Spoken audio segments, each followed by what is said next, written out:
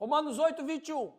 Corrupção aqui, pessoal, não tem nada a ver com os políticos de Brasília. Tem nada a ver com o PT, com Lula. Não tem nada a ver com isso.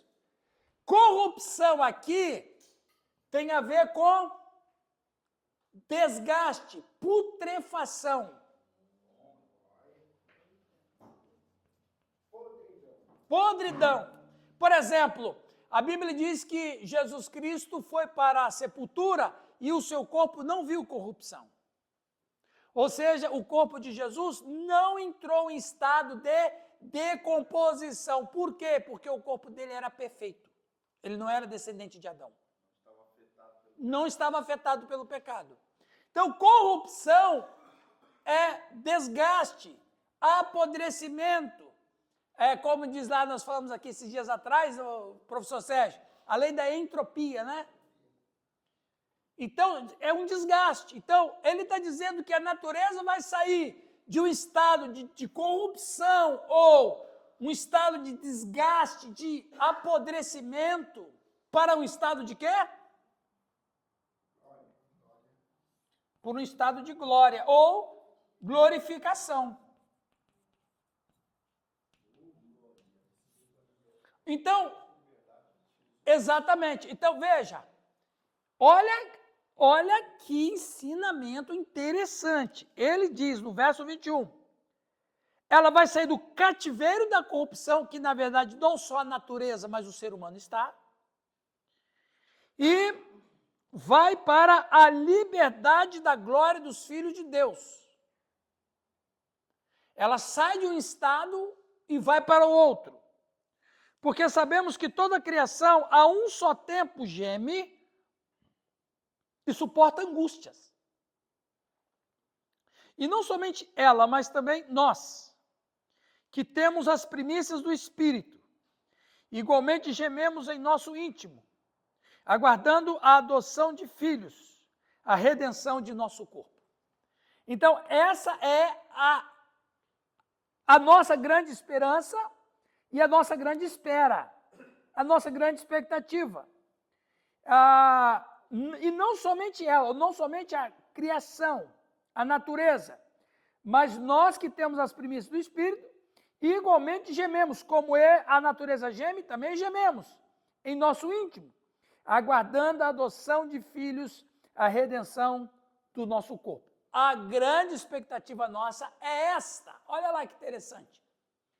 Por causa do pecado de Adão, nenhuma parte da natureza existe agora como Deus pretendia que fosse e como foi originalmente criada em perfeição imaculada, que tinha a intenção de dar uma imagem perfeita ou glorificar do Criador. Quando a maldição foi colocada na criação, a corrupção se instalou e o resultado foi uma criação que não podia mais glorificar perfeitamente o Criador. Olha que coisa interessante. Em outras palavras, o que Paulo está dizendo é que a natureza é rebelde contra o homem, porque foi o homem que a tirou desse estado de glória. Ou seja, eu caí por causa de você, eu não ia cair. E aí a natureza, de tempos em tempos, vai se vingando da raça humana, através das quedas de barreiras, das chuvas que não param, dos rios que sobem, do vento que sopra, do maremoto que chega. Então, são movimentos da natureza, sendo como se ela estivesse se revoltando, ou é como que o gemido da natureza é tão grande que a própria natureza não resiste ao cativeiro que ela está submetida, e o gemido dela, o grito dela, toma uma voz. Aí é o vento demais, aí é a chuva demais, aí é o terremoto, aí é o vulcão que explode. Na verdade, eu acho que o vulcão é a maior explosão, literalmente, da criação gemendo. Exato. Então, a gente vai percebendo que a própria natureza vai dando resposta. Quando você ouvir notícias que teve um maremoto, que teve um furacão, que teve isso, que teve aquilo, lembra, a natureza está gemendo. Ela está gemendo. E ela vai atingir a gente. E se você parar para pensar, por exemplo, é interessante, né? Nós não podemos agredir, por exemplo, existe o vegano e existe o vegetariano.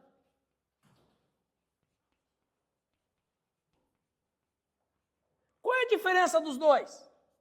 Um come carne animal e o outro não come nada que vem do animal. Um só come vegetal, o outro come leite, ovos, manteiga, queijo, mas não come a carne. A diferença entre os dois, mais do que essa resposta que você está dando, é a definição. Mas o vegetariano é por uma opção de saúde. Eu não vou comer carne porque me faz mal. Por exemplo, os adventistas, eles têm um plano de saúde. A pirâmide alimentar dos adventistas é super natureba. A tendência deles... rapaz, tem uns que comem carne, mas a maioria, se for, não comia carne de nada. Isso é o vegetariano. É uma opção dele. O vegano é ideológico. Ele não come carne para não agredir a natureza, que é a coisa mais horrível, matar os bois, os porcos, os frangos. É uma ideologia marxista. O vegano, ele não come carne de boi, ou carne de qualquer animal, porque é agredir a natureza. Ponto. Então, é por uma questão de saúde, por uma questão que ele entende que é melhor isso, é o caminho de Deus. Ok, esse é o vegetariano. O vegano é por ideologia, quase uma religião. E vou dizer, quando o sujeito corta o pé de alface, ele por acaso não está agredindo a natureza? Hã? Percebe? Então, quando ele vai colher o pepino e vai cortar o pepino, ele não está agredindo a natureza? Então, meu amigo, vai sobrar o que para você? Não pode. É carne. Hã? Ovo é vida, não. Então, percebe que a ideologia, ela é contra a lógica. Porque a gente come natureza o dia inteiro. O pão que você come é do trigo. O trigo, ele sofre o quê? Um corte. Ele sofre a morte, velho. Você tá agredindo a natureza de um jeito ou de outro. Mas coloca essa fala, agredir a natureza, de uma certa maneira, para agredir Deus, entende? O vegano. Quando, na verdade, a gente come natureza todo dia, e eu preciso comer a natureza. A ordem de Deus é essa. Então, veja, a criação, ela tem esse ato de revolta contra o ser humano, porque ela está no cativeiro da corrupção quando ela não escolheu estar lá. Eu não fiz nada para eles. E agora, eles fazem contra a gente. Pelo contrário, né? Só tem dado. Então, veja, o ser humano, né? Aqui vai uma noção ecológica sem ideologia, nós temos que cuidar do planeta. A primeira função do homem, ao glorificar a Deus, era cuidar do planeta. Eu, como cristão, eu tenho que cuidar do planeta, eu tenho que ter esse senso de cuido, de zelo. Na verdade, se vocês forem estudar isso, chama-se mandato cultural. Vocês já ouviram falar?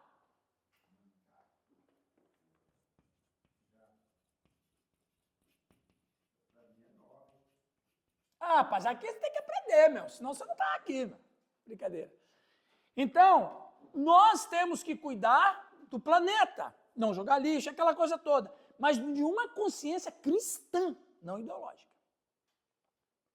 Então, veja, ainda assim o ser humano agride a natureza, e agride para fins lucrativos, e que é crime. Porém, quando a natureza, que já está no cativeiro da corrupção, pode soltar aqui o áudio, a gente vai escutar mesmo. Você vai ter que. Deus abençoe. Desse jeito. Então, quando a natureza ela já está no cativeiro da corrupção e ela sofre agressões do ser humano, então ela se revolta com o ser humano também. Né? Vaidade, do grego, mataiotes. De mataios, vão, vazio. Derivado de maten, sem propósito ou em vão. Significa vazio, vaidade, absurdo, nada, falta de propósito, falta de sentido, transitoriedade. Tem a qualidade de ser vazio, infrutífero, improdutivo, inútil. Também significa falta de realização com a ideia de falta de objetivo ou de não levar a nenhum objetivo ou fim. Isso é a palavra do grego mataiotes, para a qual traduzido vaidade. Em outras palavras, o ser humano tirou da própria criação a sua essência. De uma criação feita por Deus para glorificar a Deus, então ela tem um propósito. Então, ao pecar, o homem traz ela para o cativeiro da corrupção e dá para ela um sentido de vazio. Porque esse é o sentido da palavra mataiotes. É tudo aquilo, aquelas definições. Ou seja, é uma coisa que existe, mas não presta para nada. Ou, em outras palavras, o ser humano, ao pecar, trouxe a natureza para não ser nada. Mas você fala assim, não, mas a natureza, ela dá comida para nós. Sim, esse sentido, sim, mas ela tinha um sentido muito mais interessante, mais amplo, que era glorificar a Deus. Em outras palavras, Júnior, o pecado do homem tirou da natureza o senso de glorificação a Deus. É como se a natureza quisesse fazer isso, mas não pode. É como se a natureza tivesse uma autoconsciência do que era para ser e não é. E ela não é porque ela não quis, ela não é por causa da desobediência de outro, ou a desobediência do outro me atinge.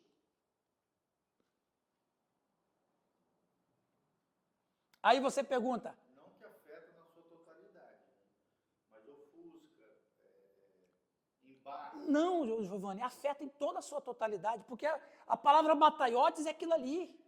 Não tem como a gente encontrar um jeito de amenizar. Mataiotes é aquilo ali, olha lá. Vazio é sem nada. Sem nada. Mas, por exemplo, a gente lida com textos como, por exemplo, o Salmo, todo ser que respira, louve ao Senhor, né? Os céus proclamam a glória, o firmamento anuncia. Então, existe um lado da natureza que glorifica a Deus e, ao mesmo tempo, é um reflexo dos atributos de Deus, Romanos 1. Mas é a revelação progressiva. Paulo descancara com tudo. O Davi não tinha noção do que estava sendo falado. O Novo Testamento, Giovanni, é a chave hermenêutica para entender tudo. O que Salomão não alcançou, Jesus apresentou. O que Davi não conseguiu, Paulo e os apóstolos conseguiram. A revelação é progressiva. Quando Davi diz, os céus proclamam a glória de Deus, não é no sentido de que a natureza está glorificando a Deus. Não, a natureza, as estrelas, elas contam uma história. Eu já falei sobre isso, eu acho, com vocês. O verdadeiro sentido do zodíaco, dos signos, todos os sinais, não estou falando de horóscopo, não, eu estou falando de astronomia. Não de astrologia. O Dr. James Kennedy escreveu um livro maravilhoso, eu emprestei esse livro faz 20 anos, nunca mais recebi ele de volta. O verdadeiro sentido do zodíaco. Dr. James Kennedy. A tese dele é perfeita. Porque ele prova com a Bíblia, com a história, com a filosofia. Aí, Sérgio, a tese dele é o seguinte, e o versículo-chave dele é esse: os céus proclamam a glória de Deus, e o firmamento anuncia as obras de suas mãos. Então, Deus fez as estrelas contar a história do Evangelho. Todos os personagens do Zodíaco têm referência ao Evangelho. Aí você vai ver, vocês que lê horóscopo, vamos lá nos personagens aí. O escorpião é o símbolo de Satanás. A virgem é o símbolo de Maria. O leão é o símbolo de Cristo. Então, sabe qual o relato dos marinheiros? Porque os marinheiros da antiguidade, como é que eles faziam a rota deles? Pegavam o sexteto, o astrolábio e... Sabe qual é o relato de muitos capitães de navio lá do passado? Os céus contam uma história interessante. Conta a história de uma virgem que teve um filho e que era atacado pelo escorpião. Eles nunca entenderam aquela história. Relatos comprovados dos antigos marinheiros lá. Então, quando diz os céus proclamam a glória de Deus, na tese do Dr. James Kennedy, os céus contam o evangelho. É Deus evangelizando os marinheiros. E os seres humanos, em geral, que ficavam estudando o céu. Como é que vocês acham que os magos foram atrás de Jesus?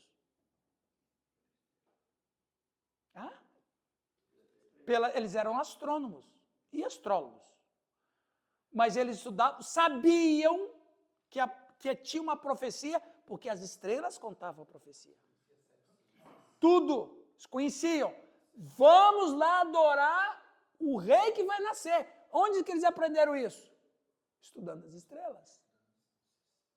Então veja, Giovanni, ali, eu só estou dando assim, um contraponto do que você escreveu. Então a natureza, ela perdeu o seu propósito original, e eu vou me levar a isso, Giovanni, exatamente pelo termo que o apóstolo usa para a própria natureza, porque esse termo ali, mataiotes, é muito forte. E o sentido dela, de perder completamente a sua essência, é muito profundo. Muito profundo. Tá?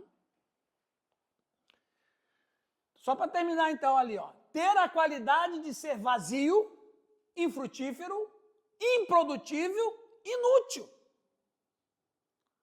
Também significa falta de realização com a ideia da falta de objetivo ou de não levar a nenhum objetivo ao fim.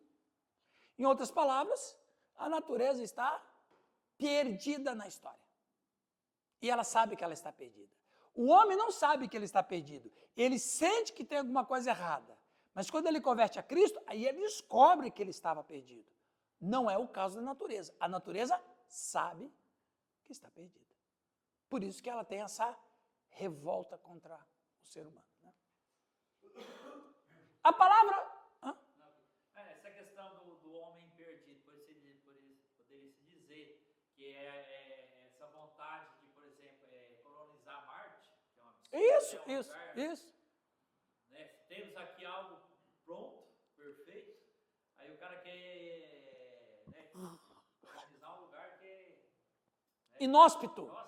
Tem a mínima condição, e aí os caras gastam bilhões e bilhões para desfazer tanta pesquisa, tanta coisa, inútil. Completamente.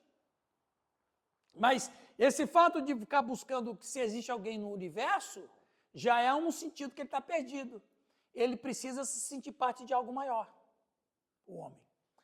A palavra mataiotes é uma palavra puramente bíblica e eclesiástica, que descreve o que é desprovido de verdade e adequação. Descreve algo que não está à altura daquilo para o qual foi concebido e que falha em cumprir o propósito para o qual foi criado. A criação foi colocada sob o poder de mataiotes. Em suma, mataiotes transmite a ideia de futilidade, vazio, falta de propósito e falta de sentido. É a natureza que está sujeita a mataiotes. Por causa do pecado, a criação foi feita para operar sob uma lei que especifica um processo universal de decadência e morte. Essa lei da morfólise, eu vou estudar o que é isso aí, viu? A lei da morfólise é reconhecida pela ciência como um princípio básico que permeia todo o universo. Também é chamado da lei da entropia crescente ou segunda lei da termodinâmica. E essas leis da termodinâmica, quem descobriu e quem inventou foi nada mais, nada menos que Sir... Não. Isaac Newton. Cristão. Veja, ele é pai da física. Ele que bolou essa lei, ele vai dizer lá, na lei da entropia, que tudo partiu do organizado para o desorganizado. Né? Interessante isso. Você deu aula disso aí, Sérgio? De física, né? Você pode até falar isso aí. Fala aí, com mais categoria do que eu. Porque eu sou apenas um estudante, você é um mestre. Pode falar da lei da entropia. Todas as... Não conserva. Então, veja, o Newton diz, então, dessa lei da termodinâmica, que é a lei da entropia, é que tudo está em movimento e por isso fica desorganizado. É como pegar uma garrafa PET, aí você enche a garrafa PET com bolinhas amarelas, depois você joga bolinhas azuis, fecha a garrafa, mexe, não vai ter mais aquelas camadas, elas vão estar misturadas, desorganizadas. Então, a lei da entropia vai dizer basicamente isso, tudo saiu do organizado para o desorganizado. Agora eu pergunto, vamos colocar a Bíblia nesse negócio? Quem que organizou? Deus. Quem desorganizou? Só que é tão interessante que isso vai contra a teoria do Big Bang, porque a teoria do Big Bang diz que tudo saiu do desorganizado para o organizado. Ou a teoria do Big Bang está certa, ou o Isaac Newton está certo. Aí a gente entra em outra lei da filosofia, a lei da não contradição da lógica de Aristóteles. Uma coisa não pode ser verdadeira e falsa ao mesmo tempo. Ou ele é verdadeiro, ou ele é falso. Ou ele é azul, ou ele é amarelo. Ele não pode ser amarelo e azul ao mesmo tempo. Que coisa interessante. E aí a gente chega nesse nível de que a natureza está corrupta, nesse sentido de desajuste, desgastes, desorganização, mataiotes. Percebe? O que Isaac Newton falou, Paulo já tinha dito isso. Pela inspiração do Espírito Santo. Né? A criação está inseparavelmente ligada ao destino do homem. Será um dia glorioso quando Deus remover a maldição desse mundo. Veremos a plena realização do propósito e a função da criação quando isso acontecer. Tudo isso será compartilhado com a gloriosa liberdade dos filhos de Deus. Quando tudo estiver restaurado, a gente vai dizer, então era assim. Era assim. Eu estava escutando uma mensagem, um pastor estava pregando, eu achei interessante a colocação dele. Ele disse assim, quando Deus olha do céu e olha para a natureza, ele nem reconhece mais a natureza que ele criou. Ele nem reconhece mais a natureza que ele criou, e é verdade. A gente olha isso aqui, acha que tudo é muito lindo. Aí, como se Deus dissesse, se você visse antes. Então, a noção que a gente vai ter quando Jesus voltar é de ver a natureza completamente fora do mataiotes e a gente vai dizer, nossa, era assim. O Niemeyer? Qual? Que Brasília, Aham. que é o propósito que ele foi criado, a maneira que foi Totalmente fora de propósito. É interessante isso. Eu não sabia que as pessoas iam habitar vazia. Aham, não, exatamente. Tinha esse propósito dessas pessoas estarem. Não era para ser uma cidade, era para ser centro do poder, né? É interessante essa colocação. Muito bem. Ô, Newton, tá falando de você. Hã? Ele descobriu a lei da gravidade. Ele descobriu. Na verdade, nenhum cientista cria nada, o cientista só descobre. Só descobre. Voltando, Giovanni, a falar, Acabei de comprar o livro. qual? Do verdadeiro cientista. Quanto é que custou? 15 pilas. Você tá doido. Com frete. O livro custou 5, Se tivesse falado, nós tínhamos comprado junto. Mas, rapaz do céu, é verdade. Achou aí? Passa o link para os irmãos. Só tem 2. Eu comprei um, só tem mais um. Ó, pessoal, esse livro é uma preciosidade. Puxa, eu não sabia que tinha esse preço. 15 pilas. O verdadeiro O verdadeiro sentido do zodíaco. E esse autor era presbiteriano. Muito excelente. Tem vários. Ele escreveu o Porquê Creio, que eu li também. Vê aí se não tem o Porquê Creio. Tem, Porquê Creio. Ele está um pouco nível um pouco abaixo, mas se ele vivesse um pouco mais, descobrisse um pouco mais, ele ia ficar no nível. Né? Continuando. Agora vamos terminar esse 8 com outro conceito muito especial, Romanos 8, 26 e 27. Ok, eu acho que nós falamos bem sobre a natureza, não é? Ficou bem claro para vocês aí, pessoal? Sim. Né?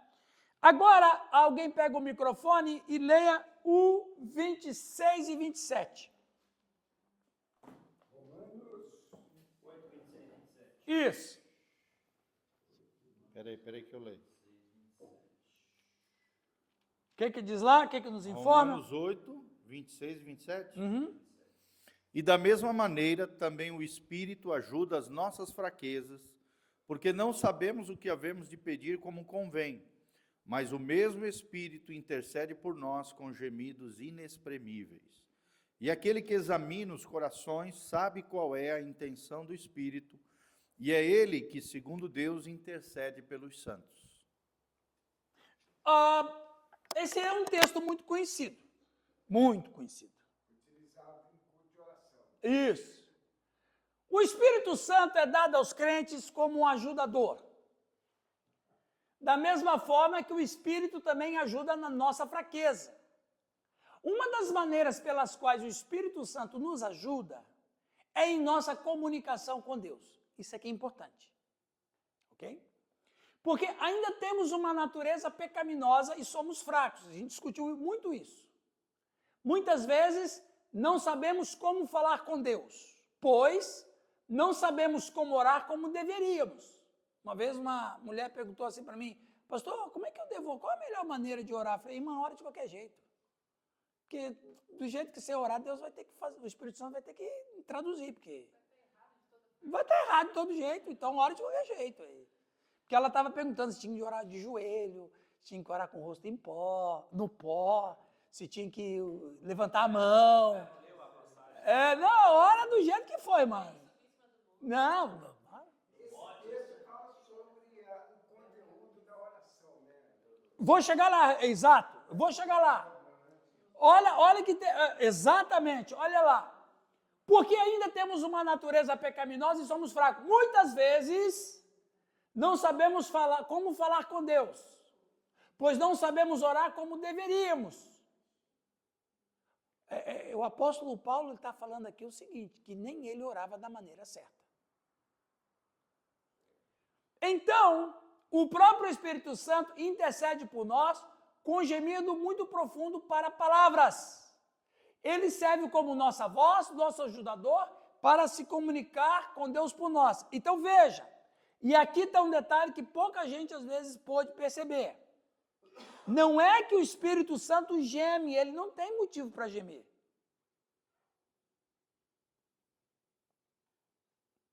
Ele inspira o cristão a gemer. veja, ele nos ajuda em nossa fraqueza.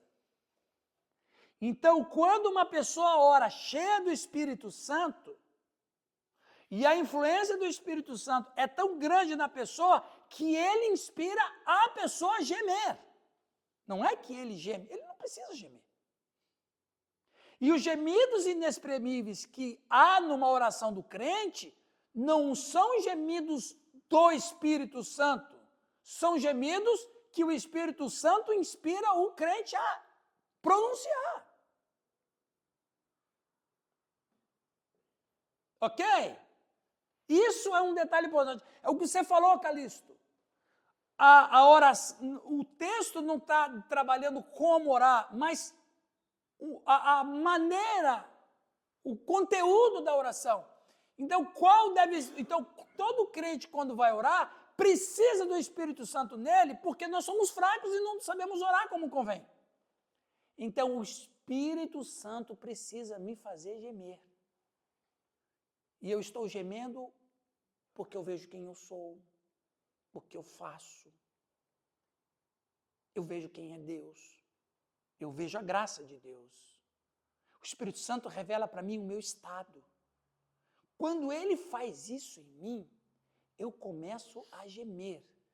E aí, Newton, não o Isaac, o Newton brasileiro, aí, Newton, a sua oração começa a ter gemidos de um arrependido que muitos têm experiência com línguas pessoal. Dizem que a Madre Teresa de Calcutá orava em média 3 horas todos os dias. Pouco demais, né?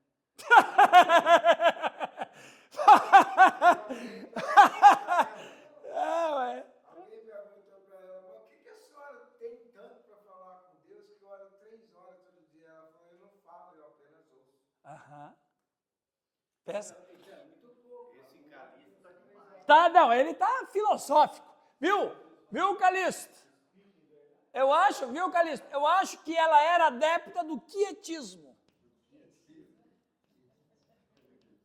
O quietismo foi um movimento começado por Miguel de Molinas, um espanhol, um místico cristão espanhol. Miguel de Molinas, ele é o pai do quietismo. Não sei se o Giovanni já leu sobre ele. Então, o Miguel de Molinas dizia o seguinte: se você quiser ouvir Deus e conhecer Deus, é só no silêncio. Não é na meditação, é no quietismo. Ela talvez é adepta. Que, na verdade, ele tinha razão, e tem razão. Porque a gente realmente devia... A Ana lá no templo, ela não falava, né? Ela só mexia com os lábios, né? Isso, quietismo, no silêncio. O sacerdote pensou que ela estava chapada. Rapaz, ele estava indo tão bem. É igual aquele aluno da escolinha do professor Raimundo. Vai para tirar um 10. Para tirar um 10. Mas vai estragar. Ó, só fala mais uma coisa pra você tirar 10. Aí ele não tirava o 10. Igualzinho, estava indo tão bem esse menino. Então, e olha, viu, Calixto, que a Ana orou daquele jeito sem o Espírito Santo. O que o Paulo vai dizendo é o seguinte, que quando o cristão orar, a única maneira correta dele orar é quando ele ora cheio do Espírito Santo. Porque quando ele ora cheio do Espírito Santo, o Espírito Santo vai fazer ele gemer diante de Deus. E o gemido dele só Deus entende. E nessa hora, como eu disse, é onde eu acredito que muitas pessoas têm o dom de línguas numa experiência, e Paulo vai dizer isso em 1 Coríntios, que quando um cristão fala em línguas sozinho, edifica ele só. Por que edifica ele só? Porque o Espírito Santo está fazendo ele gemer diante de Deus. Muito interessante. Por isso que falava que a melhor oração constitui mais de gemidos do que de palavras. Ai, rapaz, esse Calixto hoje, ele bebeu gasolina aditivada hoje, rapaz. Agora tirou 10. É verdade, é isso mesmo, Calixto, é isso mesmo. Vamos ali. Não é que o Espírito Santo geme, mas é uma intercessão não a Deus, mas ao coração do crente. Isso é uma desconstrução, né? Então vai mais devagar aí. O quê? Paulo ele fala que o próprio Espírito intercede por nós com gemidos impossíveis de serem expressos ou inexprimíveis. Então, Eu estou entendendo o que você está falando. entendendo, né? Perfeito. Veja, lê lá o texto. Do mesmo modo, o Espírito nos auxilia em nossa fraqueza, Aham. porque não sabemos como orar. Isso. Portanto, o próprio Espírito intercede por nós com gemidos impossíveis de serem expressos. Quem é que está gemendo? O Espírito. Não. Ele inspira o crente a gemer. Olha, então faltou uma palavrinha aqui. Porque, viu, ô, Newton?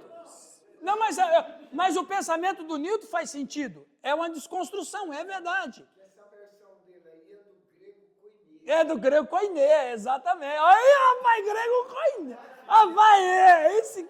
Rapaz, rapaz. Quando ele crescer, É verdade. Então, veja bem, vamos na lógica. O Espírito Santo não precisa gemer. Ele não tem pecado para isso. Então, quer dizer, eu não sei orar. Ele vai me ajudar a orar. E na medida que ele me ajuda a orar, ele inspira em mim os gemidos.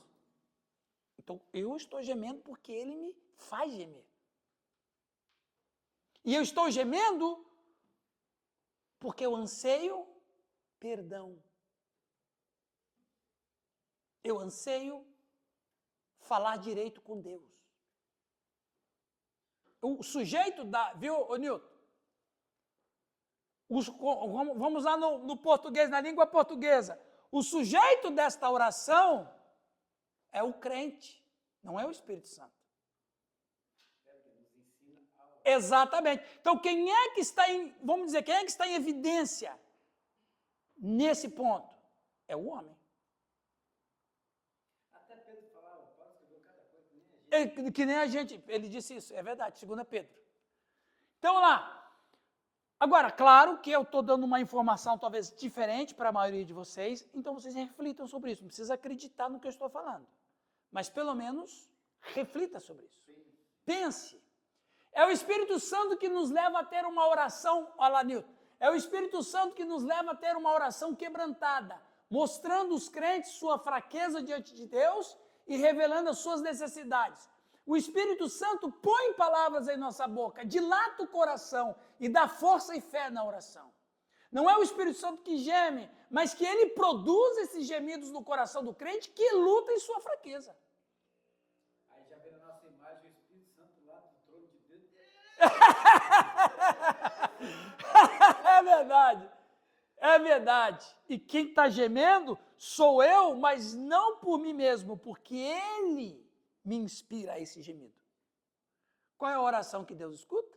Que diz lá no próprio texto da Bíblia? Coração quebrantado. O que faz o coração quebrantado? Geme. Coração quebrantado? Geme. Né? Até uma música. Isso é interessante. Veja bem, viu, pessoal? Pega todo o contexto. Vamos ler o texto de forma linearmente. Ele começa a dizer de sofrimento. Aí ele passa o sofrimento do tempo presente, não são para ser comparado com a glória que vai ser. Aí ele vem para a criação que está em estado de corrupção, está gemendo, está sofrendo. E aí ele associa a criação sofrida e em sofrência com o homem cristão que é pecador e fraco. Nota, tudo nesse contexto é num contexto de pecado e de fraqueza. Então, se você ler a Bíblia linearmente, você vai chegar a essa conclusão, que quando ele pega lá a natureza que sofre por causa do homem, e o homem que sofre por causa do pecado, e daí ele vai chegar diante de Deus, bom, então alguma coisa tem que acontecer. Aí o Espírito Santo ajuda ele a gemer, para ser aceito por Deus. É uma coisa tremenda isso aí. Muito interessante. Aí o outro versículo. E sabemos que todas as coisas cooperam para o bem daqueles que amam a Deus. A capacidade de Deus administrar todos os aspectos de nossas vidas são demonstradas no fato de que todas as coisas cooperam para o bem daqueles que amam a Deus. Embora tenhamos que enfrentar os sofrimentos do tempo presente. Percebe que no começo do texto, Paulo diz que os sofrimentos do tempo presente. Aí lá no final do texto ele vai dizer que os sofrimentos do tempo presente, de uma certa maneira, vão cooperar. Une os dois versículos. O que Paulo está dizendo é que os sofrimentos do tempo presente, lá, não é para ser comparado. Então você pega a linha. Os sofrimentos do tempo presente vão cooperar para o nosso bem. A grande questão é, qual bem? Ahá! Preste atenção. Ops. Deus é capaz, preste atenção, embora tenhamos que enfrentar os sofrimentos desse tempo presente, Deus é capaz de fazer até mesmo esses sofrimentos cooperarem para o nosso bem e para seu bem. Quando Jó venceu a provação, quem é que foi glorificado? Quando a gente vence uma dificuldade, quando a gente passa o sofrimento, lá na frente a gente vence. Quem que foi glorificado? Eu fui abençoado e Deus foi glorificado. O bem que vem para nós, glorifica a Deus. Ou seja, Deus é o final de toda benfeitura que é feita. Ou, em outras palavras, no final de tudo, quem vai ser glorificado? Deus. Quando a gente sofre, e Deus dá graça, Deus vai fazer isso e Ele sabe que esse sofrimento vai voltar para Deus em glória. Todas as coisas cooperam para o bem. Bem de quem? Vamos chegar lá. Isso não significa que sempre será aparente para nós como algo ser bom. Não, não é. Você quebrou a perna, isso não é coisa boa. Você teve um prejuízo, não é coisa boa. Você está doente, não é coisa boa. Morreu um pai, uma mãe, não é uma coisa boa. Não é.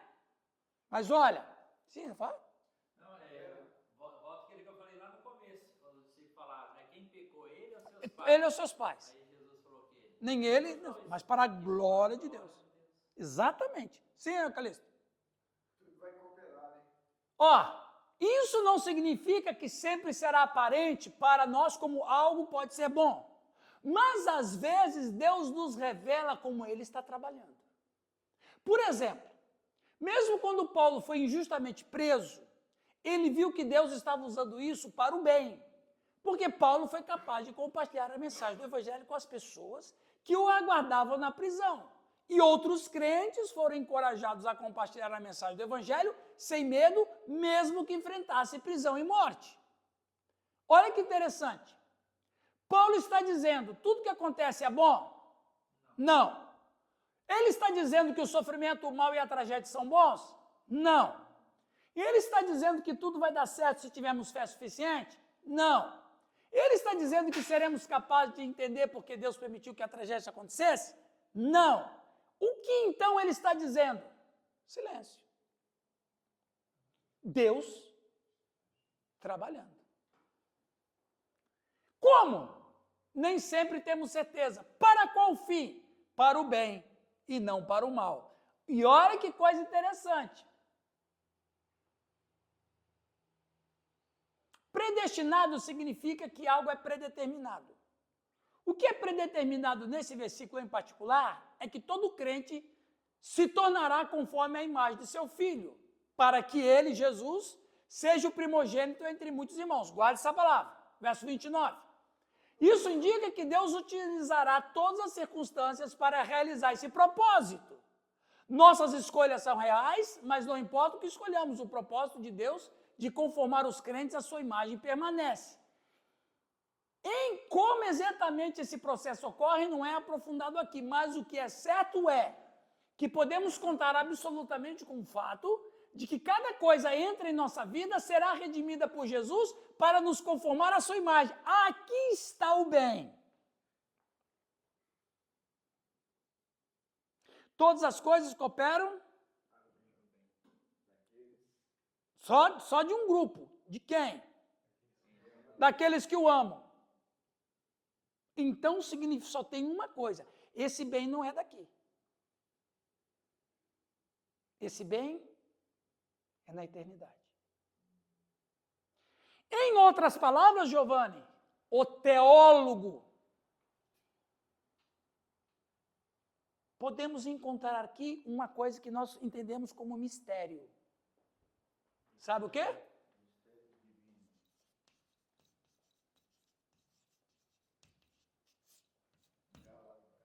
O que é o galardão? Não estou afirmando. Mas pode ser que o galardão são todos os sofrimentos que nós acolhemos nesse mundo e que lá na eternidade Deus usou tudo e transformou em bem. Agora eu pergunto, a gente quer receber o bem aqui ou lá? A gente quer receber aqui. Mas onde que de fato a gente vai valer a pena receber o retorno? Lá. Tem uma passagem que eu acho interessante, Sérgio. Vocês lembram de Davi? Estou terminando. Vocês lembram de Davi quando fugia de Absalão, o filho dele? Eu não vou entrar na história aqui, mas eu ainda vou pregar na igreja de vocês. Ele foge para não ter guerra com o filho. Todo Israel fica sabendo. Quando ele está fugindo com o exército, com as esposas, com os filhos e com a turma dele, os seus soldados, os seus heróis, a sua guarda pessoal, eles estão passando em Baurim. Quando eles estão passando em Baurim, tem um sujeito que é politicamente contrário a Davi. Um parente, exatamente, Simei, um parente de Saul. Porque Davi, por mais que ele era um homem de Deus, mas politicamente ele tinha os seus opositores. Quem eram os opositores de Davi? Quem era o partido contrário, Giovanni? Os da família de Saul. Politicamente, os caras olhavam para Davi como? Ele tomou o lugar do primo, do tio, ou do sobrinho. Politicamente, Davi era odiado pela oposição, porque ele era visto como um cara que roubou o trono. E espiritualmente a gente sabe que Davi foi escolhido por Deus. Mas o Simei, ele era da parentela de Saul. O Simei tinha ódio de Davi. Quando o Simei ficou sabendo que correu no Zap, né, saiu na Globo News lá de Jerusalém, que o rei estava fugindo para não lutar com o filho. Quando ele passa, o Simei amaldiçoa, aproveita um momento de fraqueza política dele, de Davi, um momento de fraqueza fraqueza emocional de Davi, um momento de fraqueza familiar de Davi, e ele começa a amaldiçoar a Davi. Aí, seu nojento, é isso aí, ó, você é um traíra, você é um usurpador, você tomou o trono de Saul, e aí o sobrinho de Davi, o Abisag, quer matar o Simei. Vou cortar o pescoço desse cão morto. Que era uma maneira deles humilhar as pessoas e chamavam de cão morto. Hoje a gente xinga as pessoas chamando de corintiano. Mas naquela época era assim. Aí Davi fala uma pérola. Davi fala uma pérola que é fantástica. Lembra do que Davi fala? Deixa ele amaldiçoar. Porque se Deus mandou ele amaldiçoar, então Deus aqui mandou. Mas eu acredito que Deus transformará a maldição dele em bênção. E transformou mesmo, né? Então, quando a gente para olhar isso, todas as coisas cooperam para o bem. Agora, vamos voltar ao texto bíblico. Preste atenção. O que é predeterminado nesse versículo em particular é que todo crente se tornará conforme a imagem de seu filho. Jesus é o nosso exemplo de sofrimento. Quando eu sofrer nesse mundo e ficar firme na minha fé, na eternidade, eu vou estar identificando com Ele. aí Jesus passa a ser o quê? O primogênito. Antes ele era unigênito. Agora ele é primogênito. Por quê? Porque ele fez filhos de Deus nascerem. E a maior glória de um filho de Deus é o quê? É ter a imagem do seu filho. Então, todo o sofrimento. Essa é uma interpretação, não estou afirmando, os irmãos estão entendendo? Mas eu, na minha razão, eu sou obrigado a pensar que o bem que eu vou receber do que coopera para mim, não é receber o bem aqui. Por exemplo, o Estevão estava recebendo mal, não estava? Estava. Pedrejou até morrer. Foi mal, não foi? Cooperou para o bem? Ah, não cooperou, porque ele morreu. Não. Aí que cooperou mesmo. O testemunho de Estevão impactou o Saulo. Pelo amor de Deus. E mais, a última frase dele foi a última frase de Jesus. Perdoa porque não sabe o que fazem. Quando ele chega na eternidade, o que aconteceu? Chegou lá e ganhou uma coisa especial. Ele foi feito à imagem do Filho. O problema, a imagem dele, o problema é que nós queremos traduzir só para essa terra as coisas que Deus tem preparado de bom para nós. Deus tem preparado coisas boas para Larissa nessa terra? Claro que tem. Mas lógico que tem, para todos nós. Mas não se compara com a glória que virá. Aqui é passageiro, Calixto, bem falado. Aqui é efêmero. Né? Ok, pessoal, acabou. Amém, meus irmãos?